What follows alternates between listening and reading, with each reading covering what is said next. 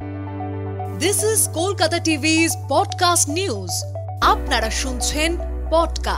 হোলি থেকেই বঙ্গের তাপমাত্রার পরিবর্তন জানালো আবহাওয়া দফতর। আমি শুভাঙ্গী, শুনুন বিস্তারিত। আর 2 দিন বাদেই বাঙালির প্রিয় বসন্ত উৎসব দোল পূর্ণিমা। আবিরে আবিরে আকাশ বাতাস রাঙিয়ে উঠবে, কিন্তু দোলের পরে থেকেই যে বাড়বে তাপমাত্রা, এমনটাই পূর্বাভাস দিয়েছে আবহাওয়া দফতর। দোলের দিন সকাল ও রাতের দিকে হালকা শীতের আমেজ বজায় থাকবে, কিন্তু দোলের পর থেকেই পরিবর্তন হবে আবহাওয়ার। তাপমাত্রা ক্রমশই বাড়তে থাকবে, এক ধাক্কায় চড়বে পারদ।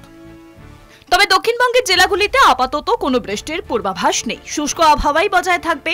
কলকাতা, হাওড়া, হুগলি, উত্তর 24 পরগনা, দক্ষিণ 24 পরগনা, পূর্ব মেদিনীপুর, পশ্চিম মেদিনীপুর, ঝাড়গ্রাম, পুরুলিয়া, বাঁকুড়া, পূর্ব ও পশ্চিম বর্ধমান, বীরভূম, মুর্শিদাবাদ এবং নদিয়াতে কোথাও বৃষ্টি হবে না।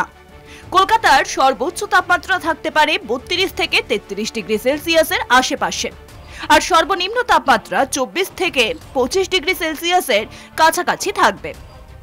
সপ্তাহের শেষে তাপমাত্রা 2 থেকে 3 ডিগ্রি বাড়তে পারে, তবে আপাতত কলকাতার আকাশ পরিষ্কারই থাকবে।